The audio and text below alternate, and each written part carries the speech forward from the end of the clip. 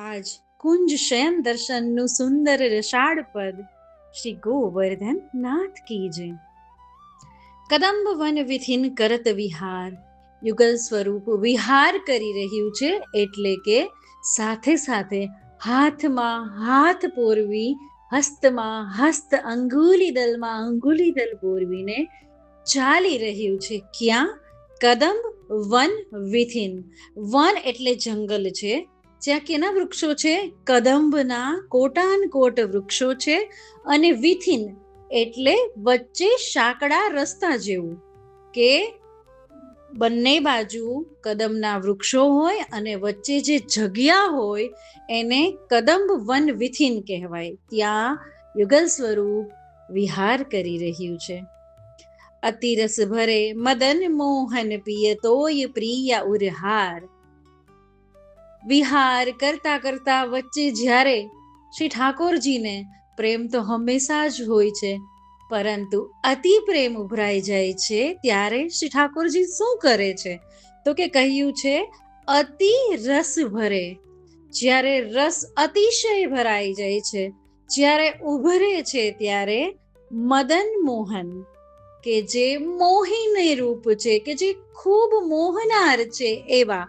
અને મદન એટલે કોટી કામદેવને એક કટાક્ષ નેત્રમાં જે માત કરી દે, જેવું લાવણ્ય રૂપ એમનું છલકી રહ્યું હોય એવા અતિ રસ ભરેલા મદન મોહન પિય, કે જે પ્રિય છે એ તોય પ્રિયા, એમની પ્રિયા એટલે કે શિષ્યામાજુ રાધિકા રાણીના ઉરહાર, ઉર પરનો, હૃદય કમલ પરનો હાર બની જાય છે, આલિંગન કરી દે છે, પોતાની બાજુને રાધિકાના ઉર પર પધરાવી દે છે, આલિંગન કરે છે, ગળાનો હાર બનાવી દે છે, પોતાની ભુજાઓને ઘણીવાર.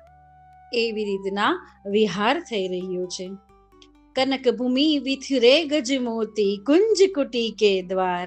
વિહાર કરતા કરતા સુંદરથી પણ અતિ સુંદર શ્યામ અને શ્યામાજુ કુંજ કુટી કે દ્વાર પહોંચે છે. કુંજ કુટી એટલે મોટી ડાળીઓનું નાની ડાળી ઉપર નમીને બનાવેલું ઝૂંપડા જેવું, કે જે ફૂલો અને કલીઓ અને પત્તાઓ અને ડાળીઓથી લોથપોથ હોય એવું કુંજકુટીના દ્વાર પર પહોંચે છે.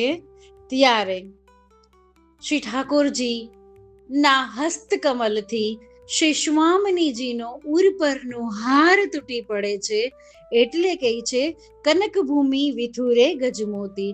એમાંથી સોનું, ચાંદી અને ખાસ કરીને મોટા મોટા સફેદ ગજ મોતી, કે જે સફેદ મોટા અને સુંદર હોય છે, અને જે ગજમોતી એટલે કે હાથી દાંતમાંથી બનેલા હોય છે, અમૂલ્ય ગજમોતીઓ તૂટી પડે છે કુંજકુટીના દ્વાર પાસે. ગોવિંદ પ્રભુ શ્રી હસ્તકર પોવત, સુંદર વ્રજ રાજકુમાર.